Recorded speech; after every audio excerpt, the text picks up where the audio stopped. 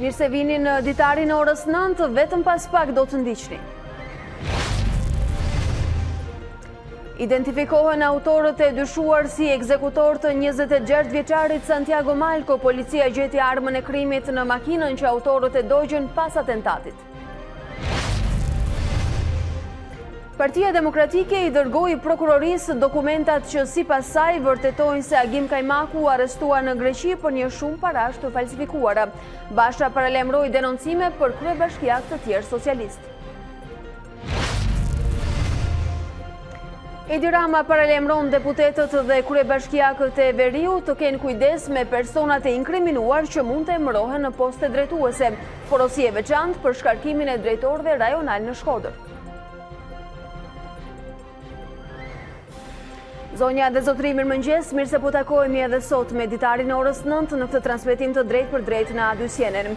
Në minutat në vijim në këtë hapësirë informative do të keni mundësi të merrni informacione shtesë nga aktualiteti në vend dhe jo vetëm si këto. Shpallen listat e kandidatëve fitues në universitete, fakultetet nisin në 2 shtator regjistrimet, ndërsa edhe këtë vit tarifa e shkollimit do të jetë e përgjysmuar për studentët. Brazili refuzoi paratë ofruara nga vendet e G7-s për zjarret në Amazon. Samiti i vendeve më të industrializuara u mbyll me shpresën për zbutje të tensioneve me Kinën dhe Iranin, por pa rezultate konkrete. Kampionët e Partizanit përballen me luftëtarin në javën e 2 të superiores, të kusht kërkojnë të harrojnë humbjen ndaj Kuksit. Për teknikun Lerda nuk do të jetë as pak e lehtë përballë skuadrës Gjirokastrite.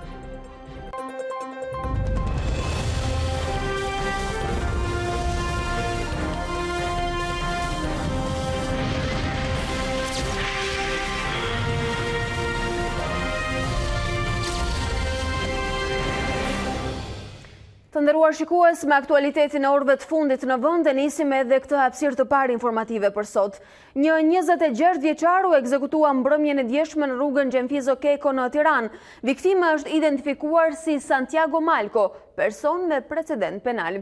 Sipas policisë, Malco ka qenë brenda automjetit të tij kur është qelluar me breshëri automatiku nga 2 persona. Për shkak të plagëve të marra, i riu ka ndëruar jetën në moment. Mësohet se autorët kanë ndjekur automjetin pas ngjarjes pranë fshatit Feraj, në afërsi të urës së Brarit. Sipas informacioneve, Santiago Malco njihej edhe si mik i Ervis Martinajt. Megjithatë, detajet dhe informacionet shtesë mbi ngjarjen e regjistruar mbrëmjen e djeshme e jep reporteri A2 CNN Njul Kasapi, i cili tashmë ndodhet në afërsi të vendit të ngjarjes për të na sjellë detajet të cilat ka arritur t'i mësoj deri mëngjesin e sotëm. Jul, mirëmëngjes.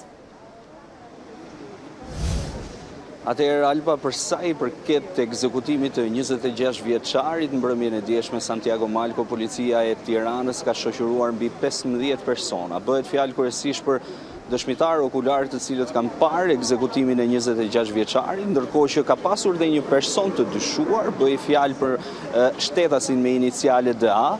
Ai është shoqëruar nga policia, ka qenë me precedent më parshëm në fushën e narkotikëve, por më pas është lënë i lirë. Paktën këto janë informacionet që na vijnë nga policia, pasi nuk ka pasur lidhje të paktën deri në këto momente sipas policisë me ekzekutimin e 26 vjeçarit. Për sa i përket dinamikës së vendngjarjes, bëhet fjalë se Santiago Malco, të paktën dhe nga këshyrja e kamerave të sigurisë nga ana e policisë, ai kishte futur makinën në një lavazh i cili ndodhet rreth 10 metra nga vendi ku ai humbi kontrollin e automjetit të tij, tip BMW X5, për të përfunduar në një prej bizneseve i cili ndodhet pas krave tonë. Sapo ka dalë nga lavazhi, 26 vjeçarit i është prerë rruga nga një furgon i bardhë tip Benz dhe më pas nga aty 2 persona kanë qelluar me breshërin drejtim tij. Këtu 26 vjeçari ka humbur kontrollin e automjetit, është përplasur me kazanët e mbeturinave dhe më pas ka përfunduar në atë derë, pra në një biznes privat i pajet. Policia e cila mbriti vendngjarje, Alba, ka bërë të mundur dhe sekuestrimin e disa kamerave të tjera të sigurisë pasi makina furgon. Pra makina furgon nga e cila është qelluar në drejtim të 26 vjeçarit, është larguar në drejtim të zonës së njohur si Fresku dhe pas në afërsi të urës së Brarit, efektivët e policisë kriminale kanë gjetur makinën e djegur, por dhe të djegur dhe armën tip Kalashnikov nga e cila dyshohet se është qelluar pra Santiago Malko. Përsa i përket 26 vjeçarit, mund të themi se ai nuk është një emër i panjohur për policinë. Vitin 2016 ai është përfshirë në një konflikt në rrugën e Kavajës, pikërisht në zonën e rrugës Islam Alla. Aty ai është përfshirë në konflikt me dy vëllezër, të cilët zotëronin një pikë bastesh sportive, kështu dhe vetë Malko ka zotëruar një pikë bastesh sportive.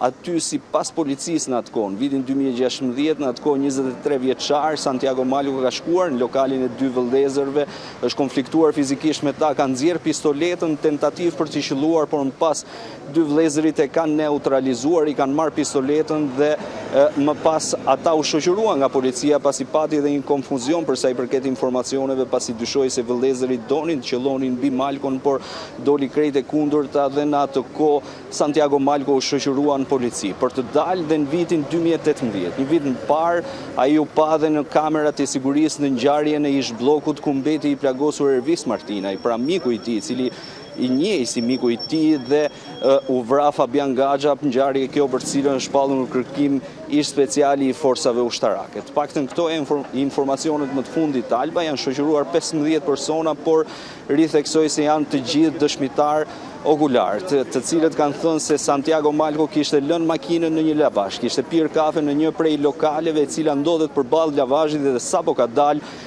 një furgon i bardh tip Benz i ka prerë rrugën dhe ka qelluar me breshëri ndaj tij. Aty Malko ka humbur kontrollin, është përplasur me kazanët e mbeturinave për të përfunduar në brendësi. Pra automjeti i tij tip BMW X5 ka përfunduar në brendësi të një biznesi privat. Jul, viktima Malko tashmë e dim person me precedent penal dhe të shkuar të errët. Megjithatë, instancat policore deri në momentin që flasim që kanë kaluar vetëm pak orë nga kjo ngjarje dhe atentati mbrëmjes së dieshme. A kanë aludime për pistat e këtij atentati?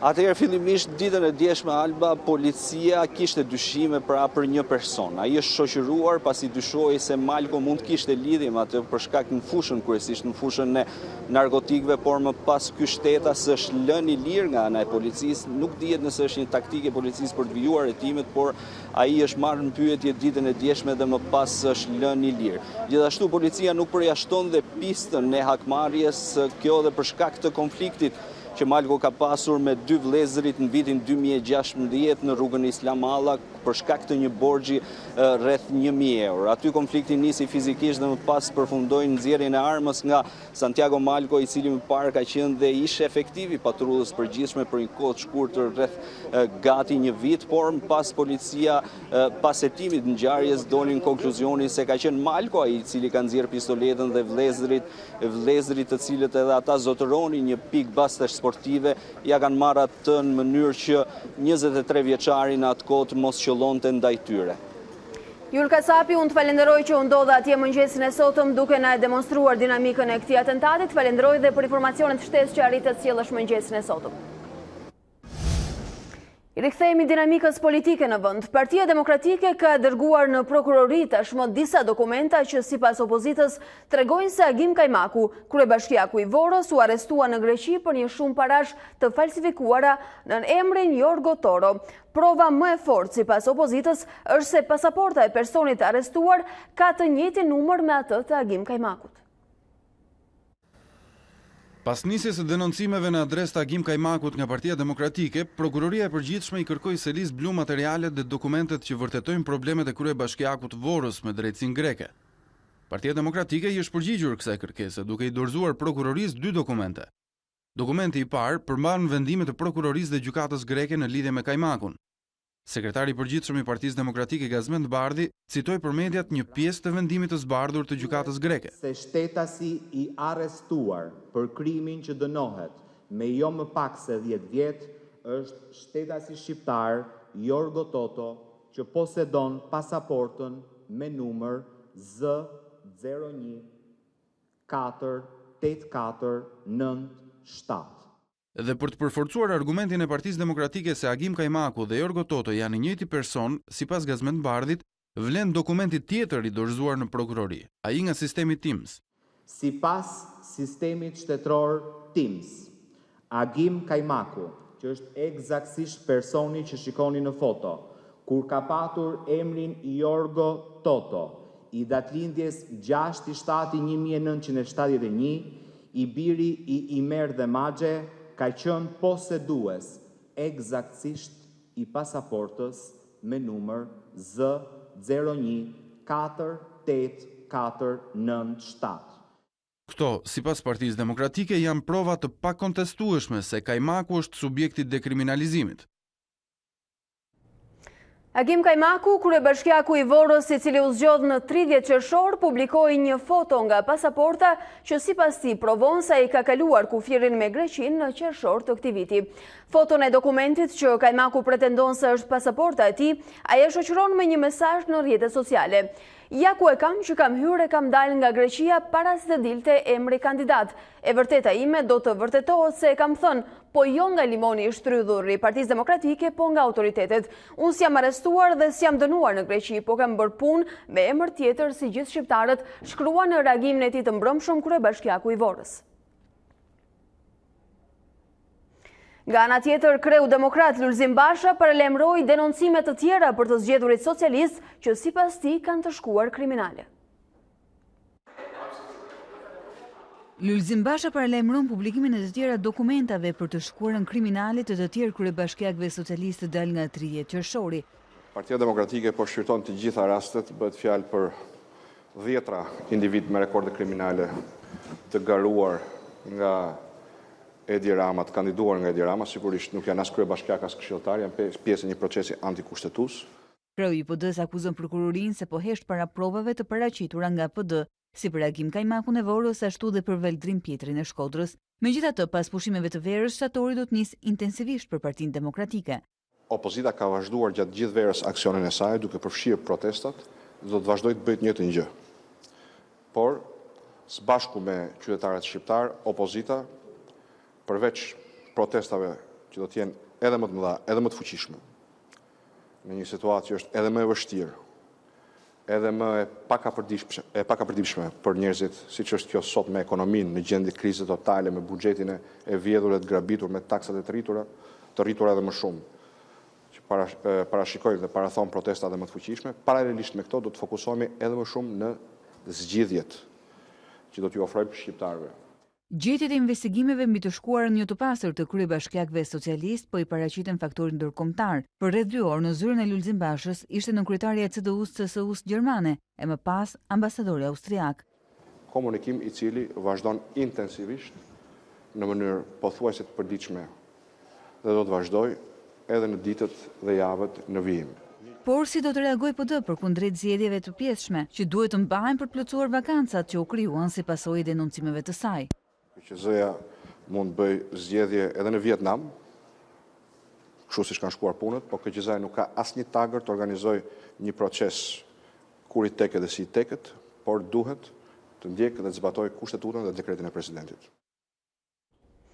Ndërsa kryeministri Edi Rama mblodhi ditën e djeshme në Lezhë grupin koordinues për qarqjen e Deveriut në A200 është mësuar se nisur edhe nga rasti Valdrim Pjetrit. Rama ka kërkuar që të bëhet më shumë kujdes me kandidaturat në çdo nivel, me qëllim që të preken nga ligji i dekriminalizimit. Kryeministri Edi Rama i mbylli pushimet dhe nisi punën duke thirrur në mbledhje grupin koordinues për Veriun, ku përfshihen drejtuesit politik, deputet të zonës dhe kryetarët e bashkive të qarqeve Lezhë, Kukës, Dibër dhe Shkodër. I shqetësuar pas rastit të Valdrim Pjetrit, i cili u dorëhoq pas akuzave të Partisë Demokratike së është dënuar në Itali, kryeministri Edi Rama i ka kërkuar drejtuesve të Veriut të bëjnë kujdes me emrat e kandidatëve për çdo postë që të mos preken nga dekriminalizimi. Me dorëheqjen e Pjetrit, Shkodra nuk kishte në këtë takim as kryetarin e bashkisë dhe as drejtuesin politik, por zvendësimi i tij nuk është prekur në mbledhjen prej 2 orësh të drejtuar nga Rama. Shkodra, Lezhë, Kuksi janë bashki që janë drejtuar më herët nga opozita dhe pikërisht ky fakt ka qenë në fokus të takimit Shefi i qeverisë ka përsëritur kërkesën që të mos ketë largime të punonjësve të kualifikuar nga bashkitë, por nuk do të shpëtojnë ata që kanë abuzuar. Burimet e A2 CNN thanë gjithashtu se pas një serie denoncimesh në portalin Shqipëria që duam, do të ketë shkarkime të drejtuesve të institucioneve në Shkodër. Rama ka urdhëruar që të procedohet shpejt me përzgjedhjen e nënkretarëve të bashkive, një prej të cilëve me kërkesë të kryeministrit duhet të jetë patjetër grua. Në mbledhje me drejtuesit socialist të Veriut, nuk mungoi sërish deputeti i Partisë Social-Demokrate Tom Doshi, pavarësisht polemikave ndër radhët e socialistëve për rolin e tij në emërimet e drejtuesve në veri të vendit. Me këtë takim, socialistët nisin një agjendë intensive pune për partinë e tyre që do të vijojë me zgjedhjet e brendshme, por të përfunduar me kongresin e partisë pas kapërsimit të viteve. Takimi i radhës në kalendarin e PS-s është pas ditën e kësaj të mërkure, kur në orën 18 Edi Rama do të mbledh kryesinë e Partisë Socialiste.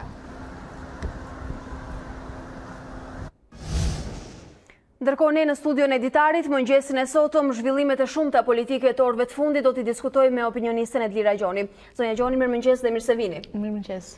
Dyshime për kryebashkia të ri, edhe nga këto zgjedhje ose votime të 30 qershorit të inkriminuar, figura të reja të rikandiduar ndoshta në shumë qarqe nga Partia Socialiste, njerëz që nuk po e bëjnë betimin, por po dorëzojnë shenjat e gishtrimve. Shqipëria është pengi ndonjë kategorie caktuar me politikën e saj, apo ne nuk kemi vërtet figurat kulluara për t'i kandiduar?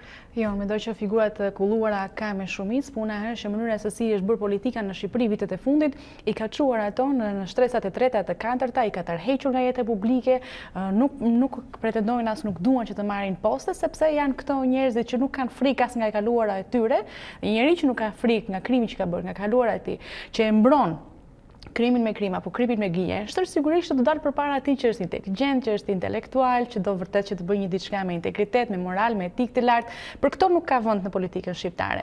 Prandaj kemi këtë numrin e madh të kryebashkiakëve të sapo zgjedhur, sepse janë pikërisht njerëz që nuk kanë as frikë as turp, as ata, as njerëzit që i kanë zgjedhur për të qenë në këtë lista që i kanë kandiduar për të qenë kryetar bashkish, dhe ja kur vjen momenti, edhe duhet ta them këtë, Alba, që mua më në fund më duket sikur Partia Demokratike ka gjetur një mënyrë të thjeshtë fare, po kaq të bukur, që t'i heq Partisë Socialiste një nga një të gjithë shkopinjt e prishur e shtrembër të barrës apo mollut e prishura, siç i thot vetë kreu Partisë Socialiste, le t'i emërtojnë ata si të duan.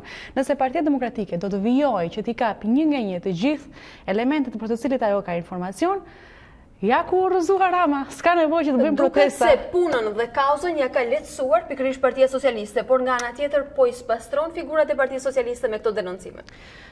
Po i spastron Partia Demokratike? Jo, unë mendoj që Partia Socialiste është duke spastruar vetveten. Nuk është faji i Partisë Demokratike që Partia Socialiste ka futur në gjirin e saj këta njerëz që janë të përfolur ose që kanë rekorde kriminale, dhe edhe pse i kanë të gjitha këto, sërish gjenden krejt papritur në listat për kryetar bashkie apo për ministra apo për titullar të lartë në institucionet publike. Pra edhe ju si Partia Demokratike besoni se ata nuk kanë kaluar filtrat e nevojshëm, janë aksidentalisht aty, apo Jo.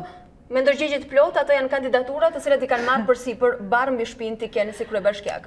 Shiko, ditët e fundit jam rikthyer edhe një herë një pyetje që ka bërë një kolegja juaj, po kështu si ju shumë e re, dhe më pëlqejnë shumë gazetarët e rinj se nuk kanë frikë, nuk kanë komplekse, nuk i njohin të gjitha këto konjunkturat e politikës, dhe që i bëri pyetjen kryeministrit, po mirë, Partia Socialiste nuk ka ndonjë kandidat të pa inkriminuar që ta bëjë ministër ose ta bëjë kryetar bashkie. Pyetja e parë që u bëra unë sot juve. Eksakt. Unë mendoj që ka shumë të majt që janë të tërhequr, që nuk bëjnë dot rrugë përpara, sikur ndër ka shumë njerëz të djathtë që për të njëjtat arsye nuk ecin dot përpara, sepse politika në Shqipëri është bërë jo vetëm populiste, se është fjalë e madhe edhe e bukur mund të duket shumë kujt. Por ecën përpara vetëm ai që së pari jesmen, duhet të ndësh kokën përpara kryetarit, së dyti do të përballesh veten tënde financiarisht, së treti duhet të dalësh për zot fushatës tënde elektorale, votave të tua, duhet të jesh i fortë i lagjes, i fortë i bashkisë, i fortë i qytetit. Domethënë, ky është imazhi që ka mbjell veçanërisht Partia Socialiste. Kjo nuk do të thotë që Partia Demokratike është tani shënmëria, edhe ka mbledhur të gjithë përkundrazi. Ne kemi besuar që Partia Socialiste është shënmëria dhe na doli që nga më keq se sa Magdalena. Mos i marrim asnjërin nga palës si shënmëri, sepse nuk janë sinonimi tyre. Megjithatë, në këto kushte kur Partia Demokratike le ta quajmë ka ushqim të mjaftueshëm për kauzat e saj, për cilat ka folur dhe protestuar tashmë për javësh e muajsh. Si duhet sillet ajo dhe çfarë duhet të ndryshojë në diskursin dhe standardin që ajo ajo do të ndjek? Partia Demokratike, siç e thash, mbase nuk e ka vënë re, ose mbase nuk është ndonjë gjë që madhe sa më duket mua. Por mua realisht më pëlqen tema se strategjia e re dhe shumë e thjeshtë e Partisë Demokratike që t'i kap njerëzit një nga një është shumë e thjeshtë. Të gjithë bashkë nuk mund të luftosh. Ama në qoftë se ka vërtet prova për njerëz të Partisë Socialiste, kryebashkiak të zgjedhur, titullar të tjerë të lartë të saj që janë të inkriminuar ose që kanë abuzim me pushtetin ose që kanë një të kaluar qoftë edhe me faturat, shikon, Gruevski nuk u zu për miliardat e eurove që ka bërë korrupsion, por përndiqet për një makinë që ka kushtuar disa mijëra euro. Në fakt, kjo është pyetja ime. Precedentët penal të një personi i cili do të zaptoj një pronë zyrtare ose një postë zyrtar janë pa diskutueshëm, por më duket se edhe cënimi i figurës është i mjaftueshëm.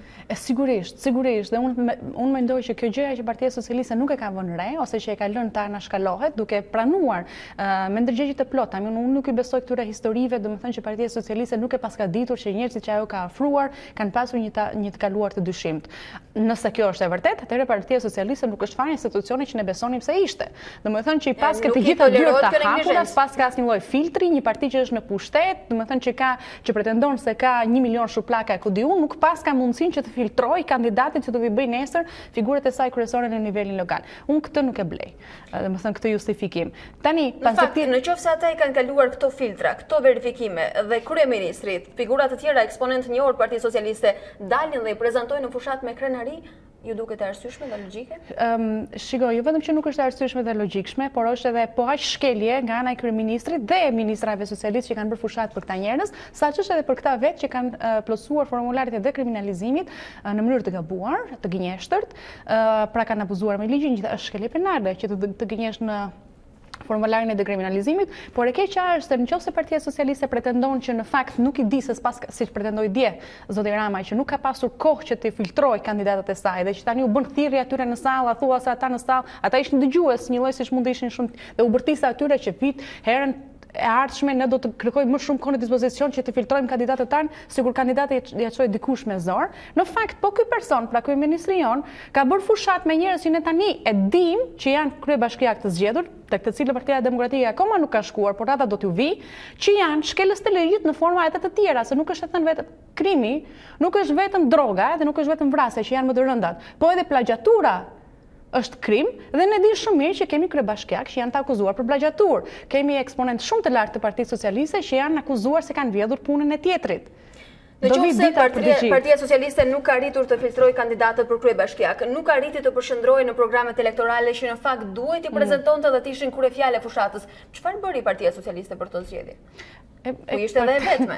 Partia Socialiste e kishte të gjithën fushën të saj, topin e kam unë, penalltin do ta gjuaj vetë, ishte një ndeshje e saj me veten, pa spektator, dhe me thënë vetëm me njerëzit e saj të afërt, kështu që s'kishte nevojë Partia Socialiste në këtë fushat, jo vetëm të shpaloste program, që në fakt nuk e kanë bras partitë e tjera në zgjedhjet e mëparshme, kështu që kur ti je në një garë që nuk e konkurrent për çfarë do ta shpalosësh programin, Partia Socialiste thjesht tregoi me të gjitha ngjyrat e ylberit arrogancën e saj në fushatën e zgjedhjeve të qershorit, domethënë me një prepotencë të jashtëzakonshme që ne jemi këtu, nuk ka më të mirë se ne, do ta shikoni, partitë bashkitë e shkreta që kanë qenë deri tani në të djathtën do të çlirohen, shikoni rilindjen e Rrëshenit, ishte një video që vinte ministri para pak ditësh në website-in e tij dhe Rrësheni është një nga bashkitë, një nga 61 bashkitë e majta sot. Dhe çfarë ke bërë ti Rrëshenit sikundër çdo qyteti tjetër në Shqipëri, rilindja urbane me të cilën mburret kryeministri, i ke futur beton, ndërkohë që sheshet e betonizuara në qendër të çdo qyteti. Po atë ditë, nga qyteti Rrëshenit janë larguar 250 të rinj për të punuar në ndërtim në Kroaci. Ditën që kryeministri bënte video sheshit, pra çfarë ke bërë? Ke bërë shesh, ke bërë beton, po ty po t'ikin njerëzit se s'kan punë. Atëherë ç'është kjo mburrje? Vendet e punës. Vendet e punës nuk i ka vendosur në fushat. Vendet e punës tani duken si një luks përpara kësaj lufte së madhe që i është hapur Partisë Socialiste për dekriminalizimin. Zonja Gjoni, u bë kohë që nuk flitet për moral në politikën shqiptare. Megjithatë, pas kësaj shpërfaqjeje të fundit, a ka më moral të dali para elektoratit, para audiencës, të flasi për të kandidatura dhe të thotë se do i qeverisi gjithë Shqipërinë e vetme? Nëse do të kishte qoftë edhe pak moral politik Partia Socialiste, atëherë do të dilte në 3 rastet së paku vetëm në 2 javët e fundit të thoshte qytetarë të dashur shqiptar, të majtë ose jo që na keni votuar, ose që na keni besuar, ose që keni kusurin të qeverisini nga ne. Ju kërkoj ndjes. Kam vënë për kandidat kryetar të Bashkisë së Shkodrës një njerëz që pas ka një të kaluar kriminale. Nuk e kemi vënë re, gabimi është joni, kërkojmë ndjes, nuk do përsëritet më. Nuk ndodhi, përkundrazi. E mbronte me çdo lloj forme që të ishte mundur deri në momentin që dolën ju hoqën të gjitha petët lakrore. Ai politika shqiptare me akulpat? Sigurisht jo, se po të njëjtë, domethënë do të ishim në një standard tjetër politik në Shqipëri, por mbas Valdrin Pjetrit ndodhi me kryebashkiakun e Vorës, që është një diçka që është në proces, ndodhi me ministren e drejtësisë, që në vend ta njerëz të dalin të thonë kërkojmë ndjes, kërkojmë gjithashtu kohë dhe mirëkuptim derisa kësaj çështje të shkojmë deri në fund, ta hetojmë dhe do t'u japim të dhënat ashtu siç janë. Nuk u kalon fare në përmend që janë duke ndodhur gjëra gabim dhe që duhet minimumi të kërkojnë një ndjes publike ose kohë derisa gjërat të sqarohen. Përkundrazi, mbrojmë me aq arrogancë, nuk është e vërtetë, nuk është e vërtetë. Derisa e vërteta del në shesh dhe pastaj kalojnë te e vërteta tjetër. Tani shqetësimi i Partisë Socialiste është si janë marrë provat për Valdrin Pjetrin apo për kryebashkiakun e Vorës. Dhe kush i ka marrë, dhe jo më po ky është faj dhe duhet ta shmangen dhe të mos përsëritet më. Duke qenë të vënë para këtyre provave. Megjithatë, kur i referohemi opozitës, flasim fillimisht për Partinë Demokratike. Megjithatë, është një boshti tërë opozitar aty, cilët kanë luftuar bashkë. Megjithatë, kohët e fundit duket sikur kanë disa nuanca shkëputje. Është Partia Demokratike e cila i qëndron kauzës fillestare, asaj të origjinës që zgjedhje me Edi Ramën kryeministër nuk do të ketë edhe nëse flasim për 13 tetorin. Shkarazi por e thën kështu. Nga ana tjetër është Lëvizja Socialiste për Integrim, partia e dytë më e madhe opozitare në vend, e cila thotë se Edi Rama nuk është më problem për zgjedhje, edhe zgjidhja janë zgjedhjet.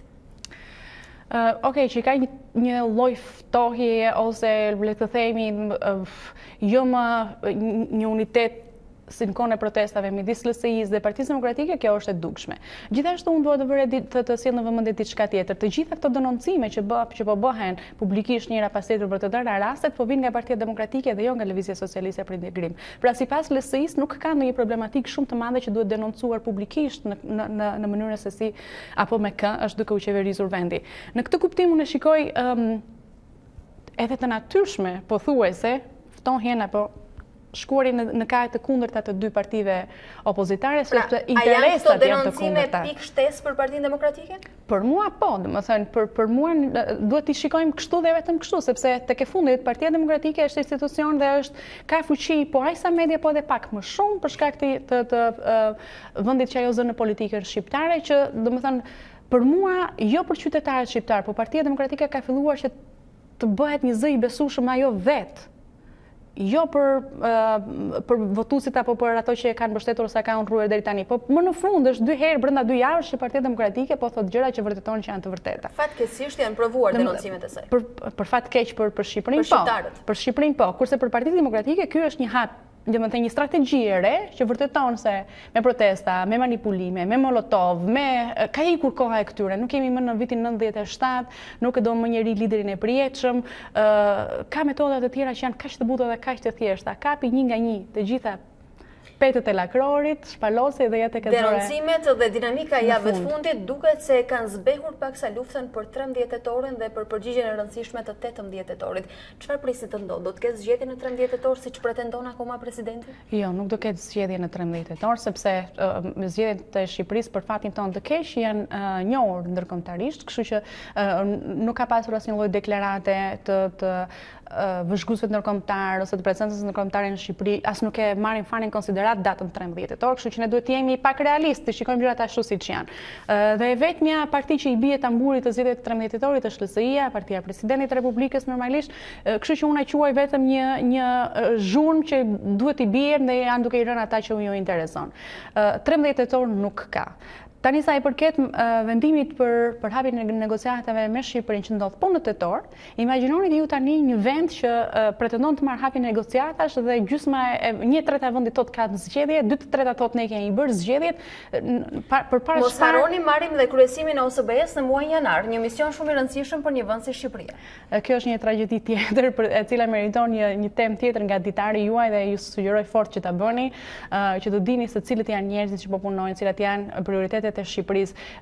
Shiko, po ta mendosh për shembull që vendi që merr kryesinë e OSBE-s merret me çështje të tilla si Ukraina apo Gjeorgjia apo me konfliktet e brendshme dhe të jashtme të tëra vendeve anëtare të OSBE-s, imagjinoni cilat me kapacitetet tona? Cilët janë njerëzit e Shqipërisë dhe cilët janë puna e bërë deri Slovakia që ka aktualisht ka punuar 2 vjet përpara se sa ta marrë kryesinë. Gjermania punon me standarde komplete të tjera që ka qenë përpara, edhe Serbia që ka qenë 2015 në kreun e saj është e përpara Shqipërisë. Në momentin që Shqipëria është aktuar si kryesuese e OSBE-s për vitin e kaluar, Serbia dhe Rusia kanë ardhur me një notë të përbashkët, të cilën Shqipëria s'e di fare, media nuk e kap, nuk e publikon. Është dokumenti i parë i publikuar në faqen zyrtare të OSBE-s, ku Rusia dhe Serbia vendosin limitet e tyre ose vendosin veton e tyre për gjërat që Shqipëria nuk duhet të bëjë, që nuk kupton, domethënë. Jemi në sekondat e fundit. Më thatë se faktori ndërkombëtar ka legjitimuar zgjedhjet e 30 qershorit, por a mund vazhdoj të tregohet i shurdhët dhe i verbër edhe për etapën post 30 qershor në Shqipëri?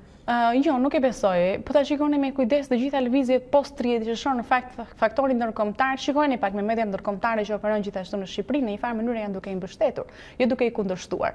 Nuk e marr asnjë përfaqësi të huaj, media ose institucion ndërkombëtar që të thojë sulmi pa drejt ndaj Valdrim Pjetrit, sulmi pa drejt ndaj ministres drejtësisë. Nuk thuhen. Pra duhet parë me kujdes të gjitha gjërat edhe që nuk shfaqen publikisht. Për mua post 30 qershori është duke u trajtuar në mënyrë shumë dinjitose nga ndërkombëtarët. Unë ju falenderoj që ishi sot tu, do të ritakohemi me diskutime në ditar të tjerë. Faleminderit.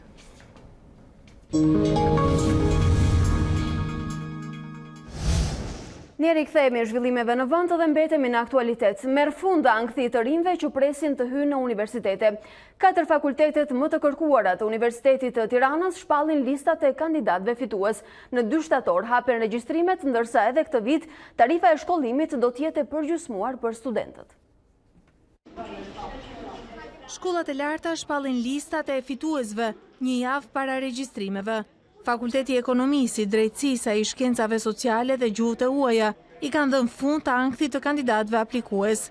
4 dekanët informuan se listat emërore do të jenë në faqet e fakulteteve deri në fund të gushtit, ndërsa në 2 shtator nis regjistrimi raundit të parë. Ajo që bie në sy edhe këtë vit është mesatarja e lartë e kandidatëve që kanë zgjedhur deg të ekonomisë dhe drejtësinë. Maturantët deri në datën 30 gusht do t'i shohin rezultatet e shpallura, nga data 31 gusht deri 1 shtator shpalla rezultatet e ankimimeve dhe raundi i parë fillon në datën 2 shtator deri në 15 shtator. Të mos shqetësohen që fazën e parë apo të dytë nuk e shohin veten fitues.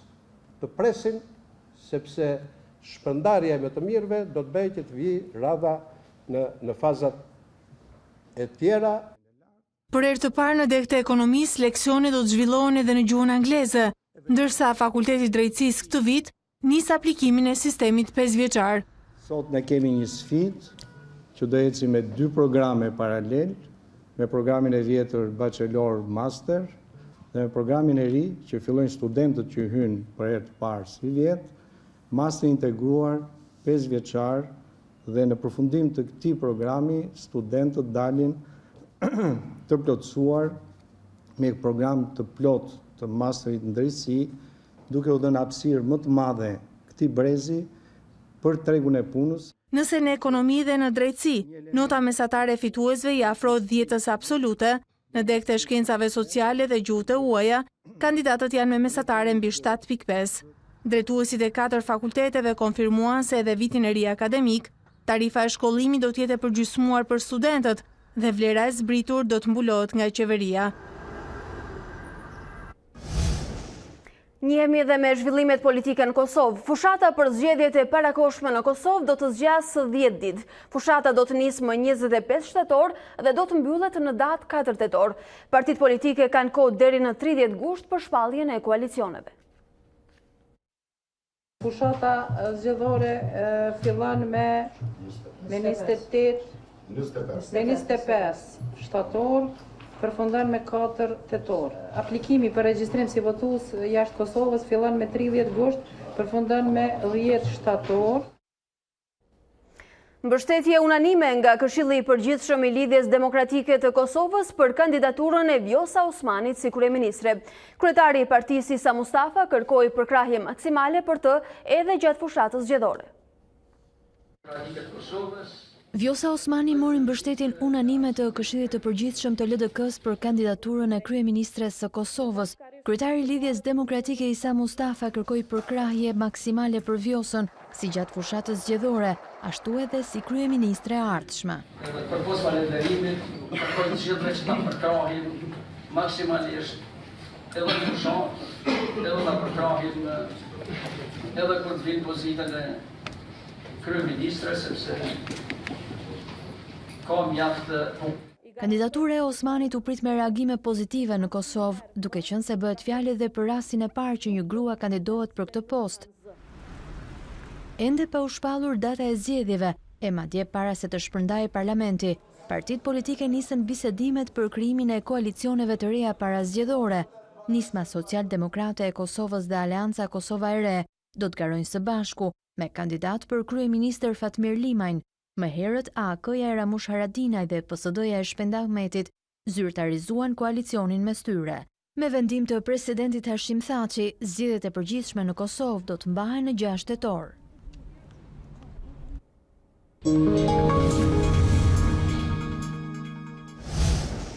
Për zgjedhjet e parakoshme dhe situatën politike të orëve të fundit në Kosovë, diskutojmë mëngjesin e sotëm me pedagogun dhe analistin Enver Bytyçi. Zotë Bytyçi, mirëmëngjes, mirë se vini. Faleminderit që jeni sot këtu. Zgjedhjet parakoshme në Kosovë, a ka ndonjë element diferencues kësaj radhe në klimën politike? E vërteta është se zgjedhjet e parakoshme të këtij viti në Kosovë janë, për mendimin tim, një moment kthese në historinë politike të Kosovës.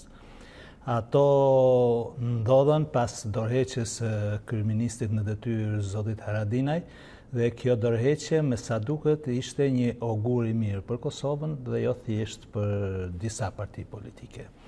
Ato ndodhen për shkak të kësaj dorëheqje, por dorëheqja ndodhi për shkak të konflikteve të vazhdueshme spaku prej 1 vit e gjysmë 2 vjet midis presidentit të Republikës Kosovës, zotit Thaçi, dhe kryeministit Kosovës, zotit Haradinaj, për qëndrimet që mbaheshin rreth marrëveshjes me Serbinë dhe një projekti që pati ekzistuar dhe ndoshta ekziston ende për ndarjen e Kosovës, shkëmbimin apo korrigjimin e kufive e kështu me radhë. Gjithsesi, unë mendoj që dorëheqja e Haradinajt dhe shkuarja në zgjedhje është një sukses i politikës Kosovës. Kosova ka një klasë politike, do të thoja, më të emancipuar se sa Shqipëria, për shkak se edhe për gjëra ose zhvillime që ngecin në rrugë, atje është kultivuar institucioni i dorëheqjes. Janë bërë disa herë zgjedhjet e parakoshme, zgjedhjet shihen si zgjidhje për krizat politike dhe problemet politike, madje edhe problemet politike, jo thjesht për krizat politike, dhe kësaj mendoj dhe besoj që këto zgjedhje kanë edhe një dimension të ri, sepse po konfigurojnë një spektër të ri politik që besoj do të vinë edhe në qeverisin e Kosovës. Kemi një koalicion vetëm të krijuar deri më sot, ose një mini koalicion dhe një koalicion të real, atë midis Aleancës për Armërinë e Kosovës të zotit Haradinaj dhe Partisë Social-Demokrate të zotit Ahmeti, por edhe një mini koalicion midis zotit Limaj dhe zotit Pasolli. Natyrisht ky koalicion ishte për shkak se po të ishin të ndara nuk do të arrinin pragun të 5%, nuk është për me një objektiv qeverisje të vendit, por kemi një tentativë për të bërë një koalicion shumë të efektshëm, do ta quaja, midis Lidhjes Demokratike të Kosovës dhe vetëvendosjes, por ka ngërçet natyrisht do të ishin disi të natyrshme për shkak të programeve politike që kanë një diferencë jo të vogël midis Lidhjes Demokratike të Kosovës dhe vetëvendosjes, por me sa duket programet politike nuk kanë qenë shkaku i ndarjes, kanë qenë ambicjet për të patur kreun e ekzekutivit Kosovës në qeverisje. Pra për postin e kryeministrit. Për postin e kryeministrit. Dhe kjo, të them të drejtën, nuk më leshije të mirë, sepse koalicionet në gjithë botën, demokratike flas, kryen dhe realizohen bazuar në parime, programe politike, alternativën politike dhe jo në pozicionet politike ose pozicionet qeveriste që do të zëj njëri apo tjetri. Do më thënë, të gjitha pjesët e qeverisjes ose të pozicioneve i takojnë, si thuash, periudhës pas zgjedhore. Megjithatë, ne dim se koalicionet janë pothuajse kushtëzuese për zgjedhjet në Kosovë dhe partitë janë të detyruara me do e mos do të bashkëpunojnë për një rezultat. Pas shpinës kemi edhe kandidaturat e mundshme për kryeministre, Erzoti Kurti, i cili tashmë është në një garë pothuajse të ngushtë me Vjosa Osmanin, që është kandidatura më predominante dhe më e diskutuar orëve të fundit. Çfarë mund të më thoni për figurat të cilat mund garojnë në këto zgjedhje dhe shumë prej analizëve dhe ju mëngjesin e sot më thatë se mund ta ndryshojnë spektrin politik dhe frymën e politikës në Kosovë? Unë besoj shumë që këto zgjedhje do të prodhojnë një qeveri të re. Një qeveri të re në koncept, të re në parime, të re në dinamik, të re në program, të re edhe në kuptimin e fillimit të një epoke të re në shtet ndërtimin dhe shtet formësimin e Kosovës, me qëllim që Kosova përfundimisht të jetë e njohur ndërkombëtarisht dhe të jetë një vend i sigurt, një vend që ecën me ritmin e duhur në integrimit evropiane, në zhvillimin dhe prosperitetin e vetë kështu me radhë. Kur flisni për epokë të re, vetëm pak sekonda, do duhet ta prikë epokë koalicioni mes Lidhjes Demokratike të Kosovës dhe vetëvendosjes sipas jush? Absolutisht, një koalicion para zgjedhor do doja të kishte përfunduar midis Lidhjes Demokratike të Kosovës dhe vetëvendosjes. Unë besoj që po të ekzistojë vullneti politik i liderëve politik të tyre dy partive, besoj ende që në këto 2 ditë që ka ngel, ky koalicion mund të arrihet, zgjidhje ka nga më të ndryshmet, për Kosovën dhe jo për LDK-n dhe vetëvendosjen, do të ishte shumë mirë që Vjosa Osmani të jetë kryeministri e Kosovës, Zoti Kurti mund pozicionohet për të bërë presidenti i Kosovës dhe unë mendoj që pozicioni presidentit i shkon më shumë Zotit Kurti se sa zonjës Osmani, dhe zonja Osmani duhet të jetë kryeministre e Kosovës për disa arsye. Që janë? Së pari, ajo ka një besueshmëri personale shumë të madhe në publikun e Kosovës. Ka një besueshmëri dhe një partneritet të shkëlqyer me ndërkombëtarët. Dhe të kemi parasysh, Kosova nuk e ka fitu kur betejat e saj me luftë, as me Serbinë dhe me as një vend tjetër.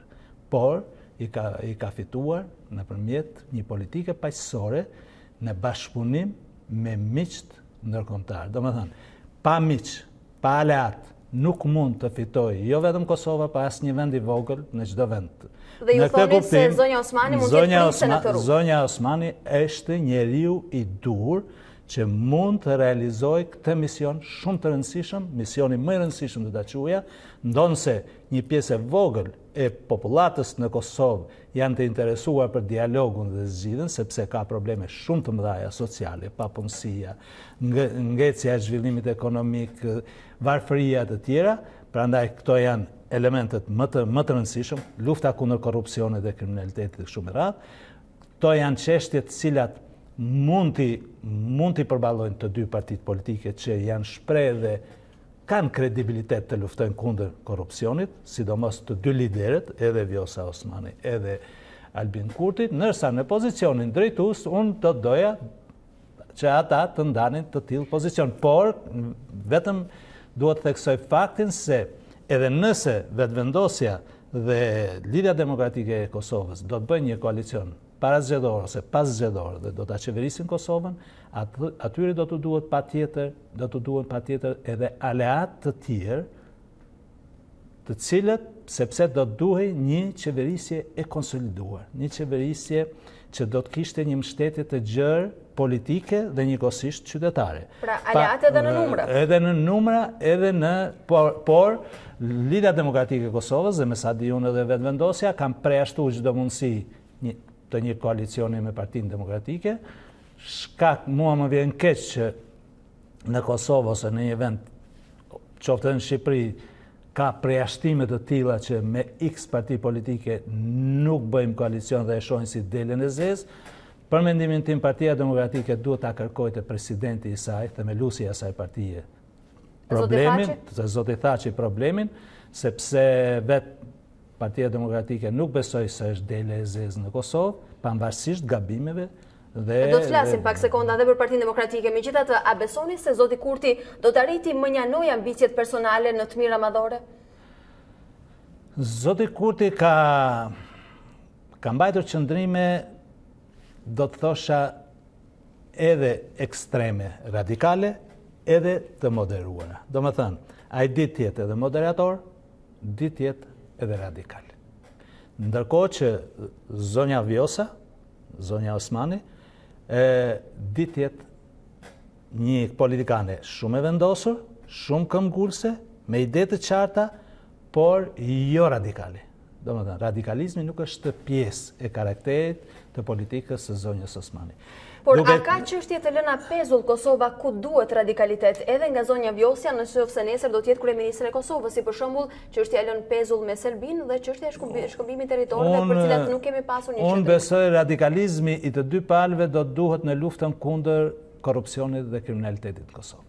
Në eliminimin e të gjitha politikave dhe praktikave që kanë ekzistuar në Kosovë lidhur me nepotizmin, i cili është shkaku i korrupsionit, sepse nepotizmi ushqen korrupsionin, lidhur me vetë praktikat e korrupsionit, lidhur edhe me bashkëpunimin me oligark dhe madje edhe me elemente inkriminuar. Praktika këto që i kanë fut në praktikën e qeverisjes Kosovë, natyrisht Partia Demokratike dhe deri diku edhe partia e zotit Haradinaj. Zoti Haradinaj ka mbajtur qëndrime politike shumë të qarta dhe të vendosura sa i përket integritetit, sovranitetit Kosovës, krijimit të ushtrisë etj., por në mendësinë e qeverisjes mendoj që duhet të korrigjojë shenjesën në lidhur me nepotizmin dhe me krijimin e një mendësie shtetërore të mirëfill demokratike. Kemi dhe shumë pak minuta. Më thatë se Partia Demokratike e Kosovës nuk është delja e zezë. A e shihni të mënjanuar aktualisht dhe pse ndodh kjo? A janë ndërgjegjësuar për gabimet? Unë besoj që ka ende element në Partinë Demokratike që nuk janë ndërgjegjësuar fare për gabimet.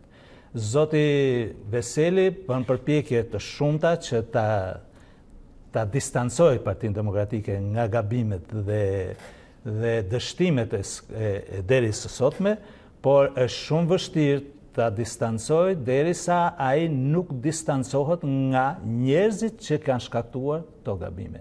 Ndoshta zoti Veseli vetë nuk është aq fajtor për situatën e dështimeve të Partisë Demokratike, por është fajtor zoti Thaçi, janë fajtor një sër drejtuesish të tjerë të klanit Pronto që quhet, mbi bazën e përgjimeve nëse kemi parasysh. Që me sa duket e komplekson Partinë Demokratike dhe zoti Veseli duhet të distancohet qartë edhe nga emrat që kanë shkaktuar këtë situatë, edhe nga vija politike e mëparshme. Nëse do që të rikrijojë një formë besimi në qytetarët e Kosovës. Natyrisht besimi është vështirë të krijohet menjëherë dhe do kohën e duhur, por më mirë është të nisësh një punë dhe ta realizosh në një kohë të caktuar, se sa mos e realizosh fare. Zotë Bytyqi, faleminderit për analizën që sollët sot në studion e Vitarit. Faleminderit.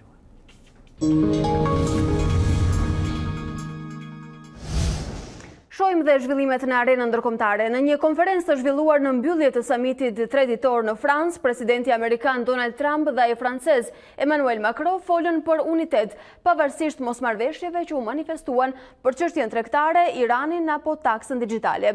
Kreu i Elizes i hapi rrugën një zgjidhje të mundshme diplomatike mes Washingtonit dhe Iranit, lidhur me ujin bërthamore të 2015-s, duke kërkuar zhvillimin e një takimi mes presidentëve të të dyja vendeve. Ndërsa Brazili ka refuzuar paratë ofruara nga vendet e G7-s për zjarret në Amazon. Vendimi vjen pas përplasjeve në distancë mes Macron dhe Bolsonaro, jo vetëm për çështjen e Amazonës, por edhe për gruan e presidentit francez.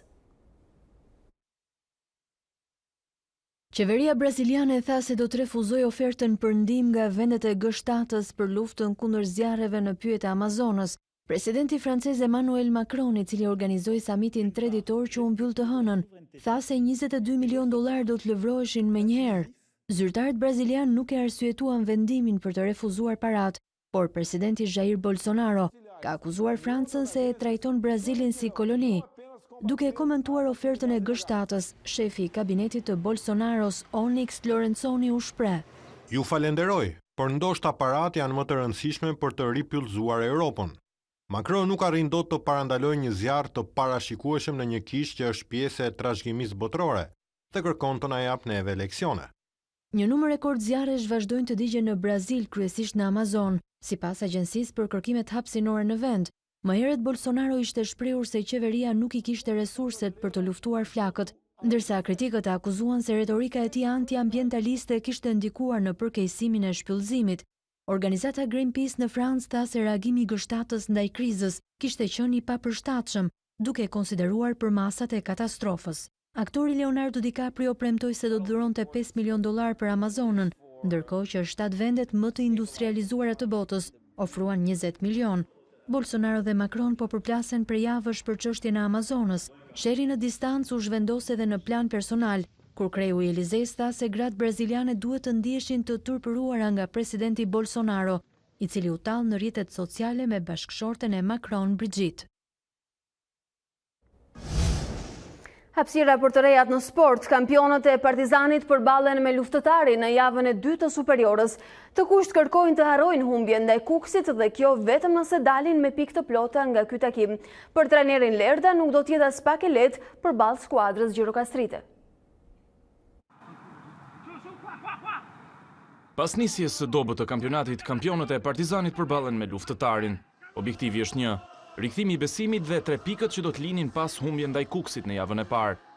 Trajneri Lerda e sheh të vështirë përballjen ndaj Luftëtarit pavarësisht problemeve të gjirokastritëve. Partite difficili. E dim që na pret një ndeshje e vështirë ndaj Luftëtarit në transfert. E kemi harruar humbjen ndaj Kukësit. Nuk mendoj se kemi presion, jemi të qetë. Me presion shpesh ndodhin gjëra jo të këndshme. E pash ndeshjen e kundërshtarëve ndaj Tiranës dhe të them të drejtën ishte një ndeshje e çuditshme. 30 minutat e para Luftëtari bëri një lojë shumë të mirë. Fitoria në Gjirokastër është një mollë ndaluar për Partizanin. Të kuqt nuk fitojnë në këtë transfert prej 22 vitesh. Tekniku italian është vënë në dieni të kësaj statistike, por mendon se ka ardhur koha që kjo tabu duhet thyer. Ka mësuar rreth këtij bilanci negativ. Ne urojmë dhe duam ta thyejmë këtë tabu negative sepse kemi nevojë për pikë. Sapo ka nisur kampionati, jemi një grup i ri dhe duhet kemi besim dhe qetësi për të arritur atje ku duam.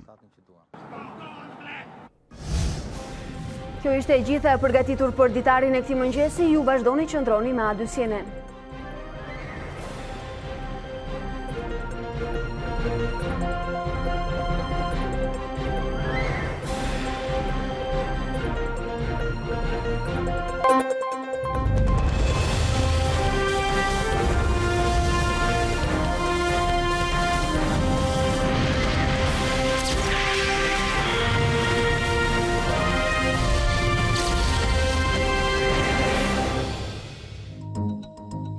Unë jam Alba Lishani dhe ky është ditari në A2 CNN.